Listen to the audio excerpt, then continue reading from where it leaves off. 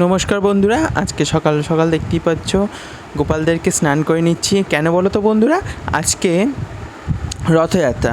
রথযাত্রার দিন গোপালদেরকে স্নান না করালে হবে?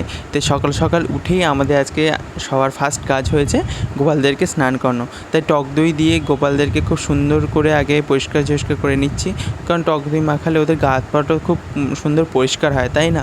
তো ওই জন্য, আর এটা তো বাচ্চা মানুষ, তো ওই জন্য ওদেরকে সকাল সকাল উঠে আগে স্নান করতে দেওয়া হয়েছে। দুজনকে দেখতে পাচ্ছ, জল দিয়ে খুব ভালো করে ধুয়ে নেওয়ার পরে দেখো গ্লেজটা কেমন বেড়ে গেছে। আর এতদিন পর স্নান করে যেন মজা আর ওদের ধরছে না। যাই হোক, এরপরে গোপলুর পালা। এই যে দেখেছো যে একেও স্নান করে নিচ্ছি। এরপরে বৃষ্টির জল ধরে রাখা হয়েছিল, এর আগে খানিকটা বেশ ভালো বৃষ্টি হয়েছিল, তো বৃষ্টির জল দিয়েই আজকে ওদের স্নান করানো হচ্ছে।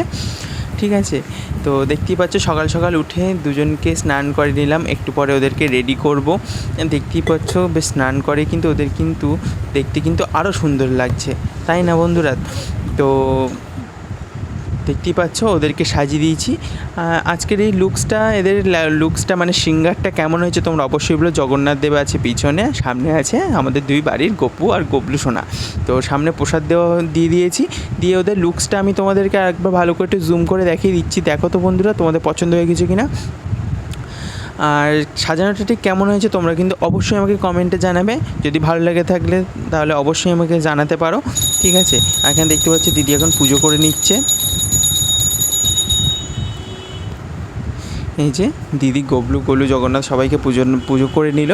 পুজো করে এখন প্রসাদ দেবে। প্রসাদের ডালাটা সবাইকে নিবেদন করছে দিদি। এটা হচ্ছে যে সবাইকে দিয়ে দিল এখানে। এরপরে খানিকক্ষণ পরে এই যে আমাদের সব ঠাকুরকে পুজো দেওয়াও কিন্তু কমপ্লিট। সকাল সকাল উঠে আজকে আমাদের এইভাবেই দিনটা শুরু হয়েছে। এরপর সন্ধ্যেবেলা চলে গেছিলাম মেলাতে গিয়ে দেখতে পাচ্ছ যে বাবেলস, আমরা ছোটোবেলায় কিন্তু এগুলো নেওয়ার জন্য কিন্তু পাগল ছিলাম। ঠিক আছে, দেখতে পাচ্ছ যে রথের মেলায় কিন্তু যথেষ্ট পরিমাণে ভিড়, বিশাল ভিড়। চারিদিকে খাবার স্টল, ফুচকার দোকানটা দেখেছো, ফুচকার দোকানে কিন্তু বিশাল ভিড়। বাপরে বাপ, এদিকে এগরোল, বাচ্চাদের বিভিন্ন খেলনা পাতি এটা সেটা পাওয়া যাচ্ছে। মেলা মানেই বুঝতে পারছো, রথের মেলা মানে সবার কাছে একটা ইমোশন। আর রথের মেলা মানে কিন্তু দুর্গাপুজো কাছে চলে এসেছে, এবার থেকে কিন্তু দিন গোনার পালা শুরু। আর দেখতে পাচ্ছ গাছপালা, এখানে প্রচুর গাছপালা পাওয়া যাচ্ছে রিজনেবল প্রাইসে। প্রচুর গাছপালা বসে আমাদের টাকিতেই এই রথটা হয়। রথটা কিন্তু মোটামুটি ভালোই হয়। এখানে দেখতে হচ্ছে বেশ ভিড়।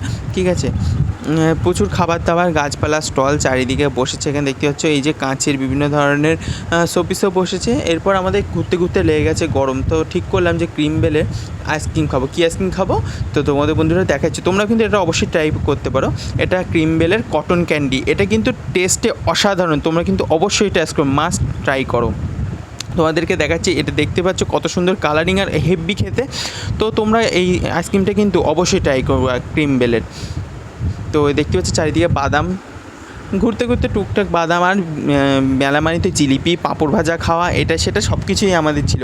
সব কিছু আর রেকর্ড করা হয়নি এত ভিড়ের মধ্যে, তাই না? এত ভিড়ের মধ্যে রেকর্ড করতে অসুবিধা হয়। আর এদিকে দা কুরুল সবই পাওয়া যাচ্ছে। মেলা মানে যা যা পাওয়া যায়, রথের মেলা মানেই সবার কাছে একটা ইমোশন, প্রচুর কেনাকাটা, প্রচুর ঘোরাঘুরি। তো দেখতে পাচ্ছি এবারে গপুকে নিয়ে বাড়ি যাচ্ছি, যেহেতু রাত হয়ে গেছে, ওদেরকে খেতে দিয়ে শুতেও দিতে হবে। তো বাড়ির দিকে এগিয়ে যাচ্ছি। বন্ধু, তোমাদের ছোটোখাটো ব্লগটা ভালো লেগে তাহলে প্লিজ একটা লাইক, শেয়ার এবং কমেন্ট করে দাও।